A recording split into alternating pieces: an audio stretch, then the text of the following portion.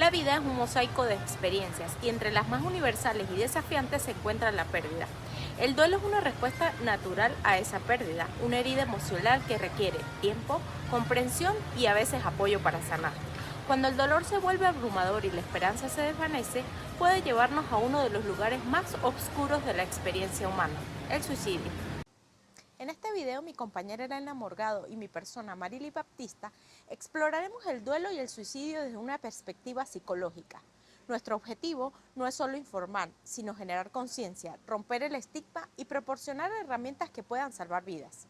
Comprender el proceso de duelo y reconocer las señales de alerta del suicidio es el primer paso para la prevención.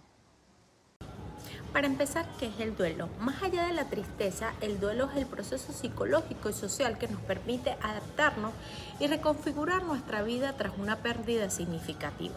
Esta pérdida puede ser la muerte de un ser querido, la ruptura de una relación, el fin de un trabajo, la pérdida de la salud o de una parte incluso de nuestro cuerpo, o incluso el derrumbe de un proyecto de vida. El enfoque constructivista nos invita a ver el duelo como la tarea de reconstruir nuestro mundo interno. Perdemos no solo a una persona, sino también la realidad compartida, las rutinas y los roles que existen con ella. El duelo es entonces el proceso de recolocar lo perdido, dándole un nuevo lugar en nuestra historia para poder seguir construyendo nuestra vida. Desde esta perspectiva, el duelo no es un estado pasivo que se sufre, sino un proceso activo que requiere un trabajo de duelo. Este trabajo implica enfrentar el dolor, reorganizar las creencias sobre uno mismo y el mundo y encontrar nuevas formas de vivir y de establecer vínculos afectivos. La psiquiatra Elizabeth Kubler-Ross, en su trabajo pionero con pacientes en fase terminal, describió un modelo que ha servido para entender las reacciones emocionales ante la muerte y el duelo. Si bien no es un camino lineal y no todos pasan por todas las etapas, este modelo nos proporciona un marco para normalizar estas experiencias. La negación y el aislamiento actúan como un amortiguador ante la noticia impactante. Es una forma de protegerse y de asimilar la nueva realidad. Poco a poco, por ejemplo, tras un accidente, pensar esto no es real, es una pesadilla, es una defensa temporal que permite recobrar el aliento. Cuando la negación cede, surge la ira, una emoción profunda y a menudo desplazada hacia los demás, como los médicos, Dios o la vida misma, porque a mí, porque ahora todo es injusto. Esta rabia es una expresión de la profunda frustración ante la pérdida y la impotencia. La etapa de negociación es un intento desesperado de posponer lo inevitable, promesas, a menudo a un poder superior. Si me deja vivir hasta que mi hijo se case, seré una mejor persona. Es un intento de recuperar el control sobre una situación que se siente fuera de control.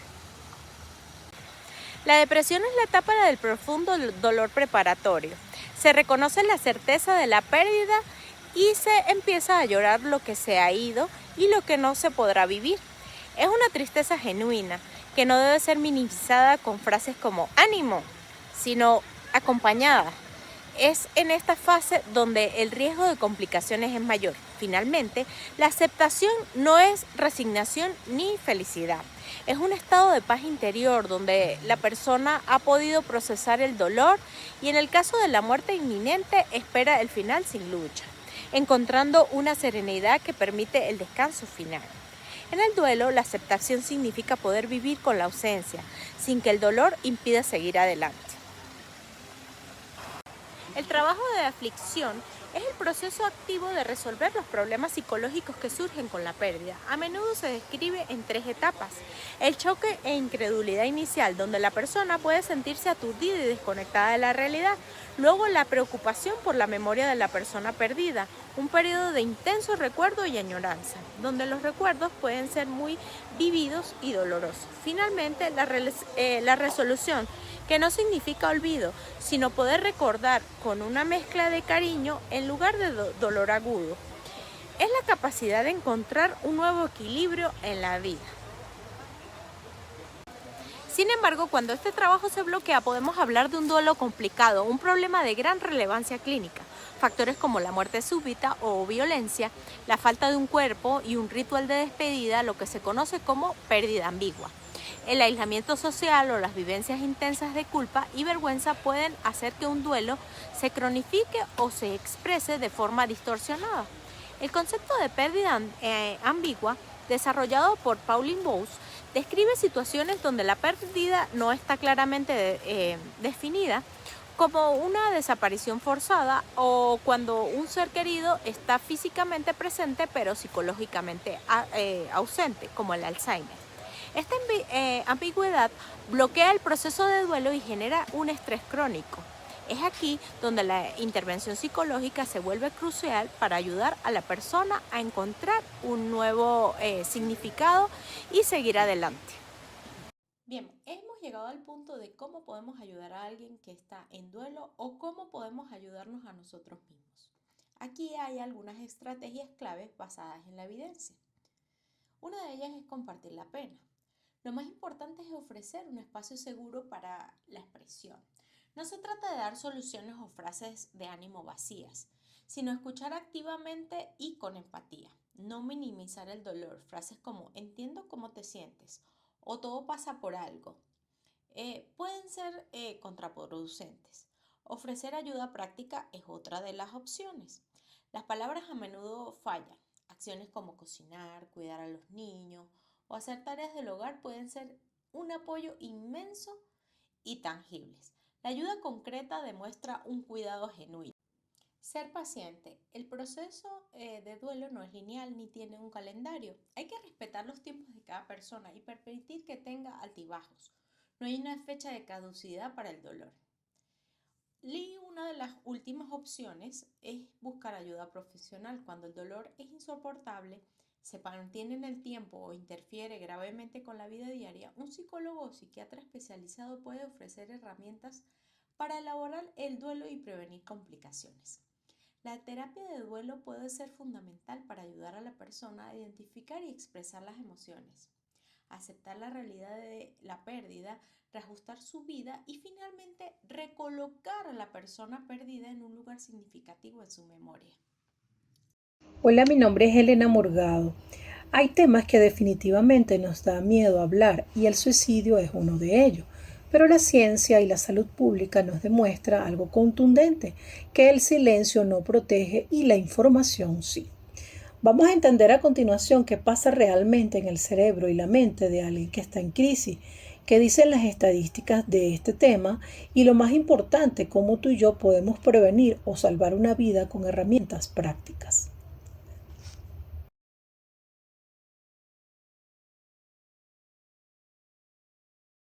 El pionero de la suicidología Edwin Schneidman descubrió que detrás de esto hay un dolor psicológico o sick age, tan intolerable que la persona se queda sin recursos para afrontarlo.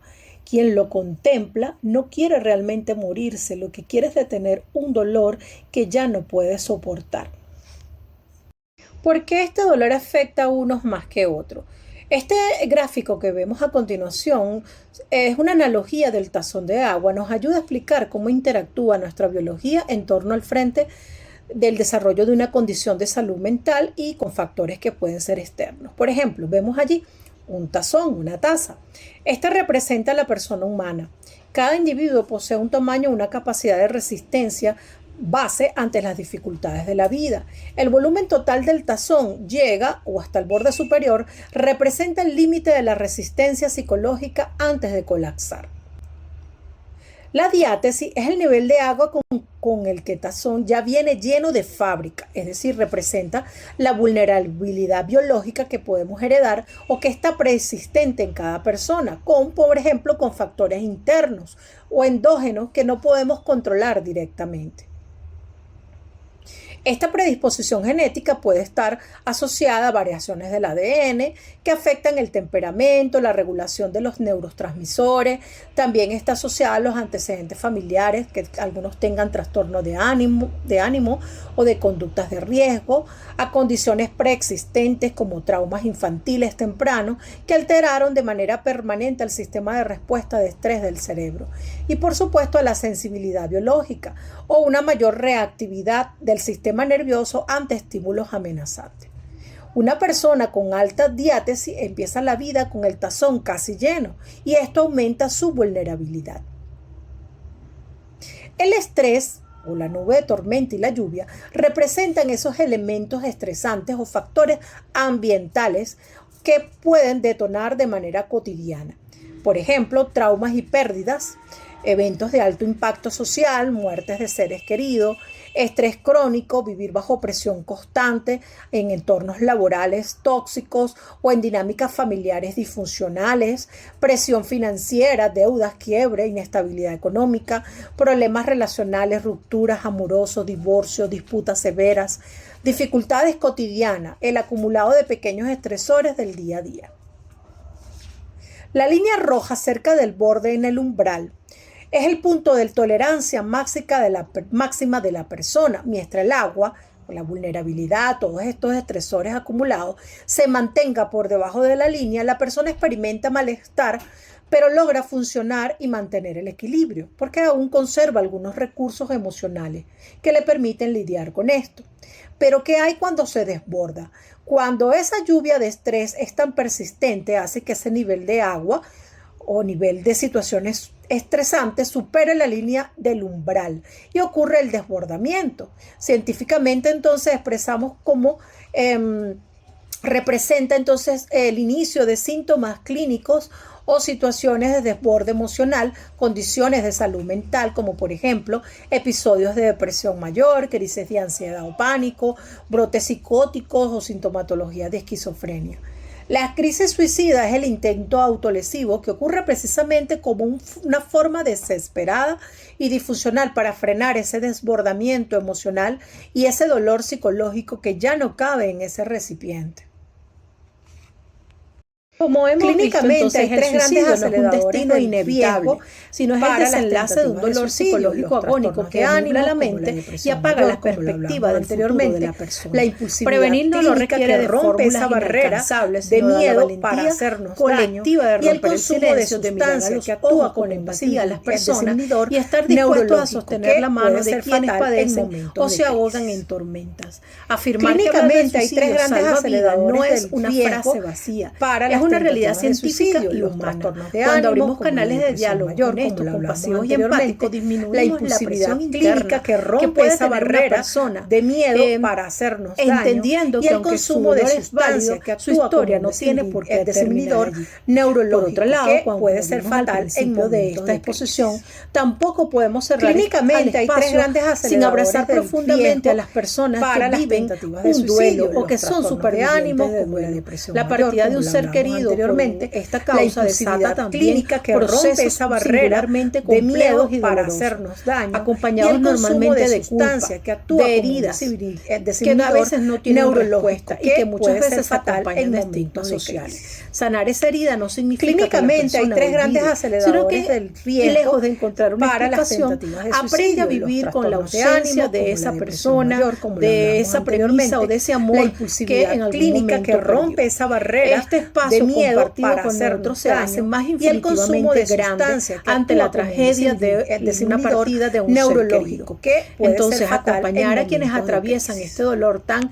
inmenso también es Clínicamente una hay tres forma grandes vital de aceleradores del prevención. riesgo Es validar la para tormenta y las recordarles tentativas que de incluso suicidio, ante los un trastornos de vacío ánimo, muy como la profundo depresión es mayor, posible como lo volver a hablamos encontrar anteriormente, a su propio la tiempo y con el impulsividad soporte clínica que adecuado rompe un esa sendero de barrera paz y de de miedo para reconstrucción. hacernos daño, Muchas gracias. y el consumo. Veamos algunas estadísticas. Por ejemplo, los números nos muestran la gravedad de esta situación. Según la Organización Mundial para la Salud, más de 720.000 personas mueren por suicidio en el año en el mundo. Esto es una vida perdida cada 40 segundos. Y es la tercera causa de muerte de jóvenes de 15 a 29 años. Además, ese 73% de esos casos ocurren en países de ingresos de bajos recursos. Pero uno de los datos más preocupantes es que, como se muestra en la gráfica, a nivel global a veces tiende a bajar la tasa. Sin embargo, en América Latina y el Caribe tiende a aumentar. ¿Por qué? Porque en nuestra región la brecha de atención médica supera el 77%. Esto significa que cada 10 personas que necesitan ayuda psiquiátrica o psicológica urgente, casi 8 se quedan completamente solos sin ningún tipo de contención o de apoyo terapéutico. Ante un panorama tan complejo como el que hemos conversado, es natural preguntarnos qué podemos hacer para prevenir esta situación. La Organización Mundial de la Salud ha creado una estrategia llamada Vivir la Vida. Esto es un conjunto de pilares o de acciones colectivas que pudieran reducir la tasa de muerte por suicidio. El primer pilar es la restricción de acceso a los medios letales. A veces se piensa que las personas que quieren hacerse daño buscarán la forma o cualquier forma de hacerlo. La evidencia científica demuestra que no es así, que en el caso de las crisis suicidas, que son agudas o transitorias, duran algunos minutos y horas de intensa desesperación. Si en ese momento crítico ponemos barreras físicas como restringir plaguicidas, químicos para envenenamiento, asegurar puentes o ventas de ciertos medicamentos, obligamos a que la crisis pueda enfriarse o pasar y poder entonces hacer una intervención. El segundo pilar es la comunicación responsable por parte de los medios de difusión. El periodismo tiene un rol fundamental en esto. Cuando se reporta un suicidio de manera sensacionalista o se detalla todo el proceso, el método, esto puede activar el llamado efecto modelamiento, efecto imitación, disparando entonces casos similares en personas que son vulnerables. Si los medios informan de manera ética, omitiendo detalles morbosos, enfocándose en cómo la persona pudo buscar ayuda, se activaría el efecto papágeno, que tiene que ver con el contagio preventivo que inspira a otro a buscar apoyo en horas cruciales de la crisis. El tercer pilar se enfoca en el futuro, fomentar las habilidades socioemocionales en los adolescentes. En las escuelas se está promoviendo no solamente enseñar matemática y lenguaje, sino también se está promoviendo espacios para que los niños, adolescentes, puedan aprender a identificar sus emociones y a gestionarlas y a pedir ayuda sin vergüenza. Dotar a un joven de herramientas de resiliencia emocional y de gestión de emociones puede construir en él un escudo que le protegerá durante toda su vida en momentos difíciles. Y finalmente, el cuarto pilar es la identificación temprana, evaluación y seguimiento de cualquier persona que esté afectada por conductas autolesivas. No basta solamente con atender una crisis de emergencia o dar de alta al paciente, sino también el seguimiento constante para evitar recaídas, y aquí también juega un papel importante la comunidad y los servicios de salud, sobre todo en los meses posteriores. La estrategia Vivir la Vida entonces nos recuerda algo vital. Prevenir el suicidio es una tarea sistemática. Desde un legislador que restringe un químico y que tiene políticas estadales para la prevención, hasta un periodista que escriba con ética. Todos formamos parte de una red de contención.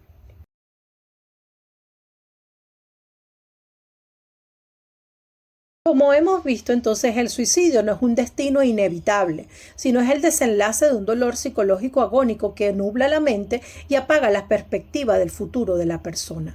Prevenirlo no requiere de fórmulas inalcanzables, sino de la valentía colectiva de romper el silencio, de mirar a los ojos con empatía a las personas y estar dispuestos a sostener la mano de quienes padecen o se ahogan en tormentas. Afirmar que hablar del suicidio salva vida no es una frase vacía, es una realidad científica y humana. Cuando abrimos canales de diálogos honestos, compasivos y empáticos, disminuimos la presión interna que puede tener una persona, entendiendo que aunque su dolor es válido, su historia no tiene por qué terminar allí.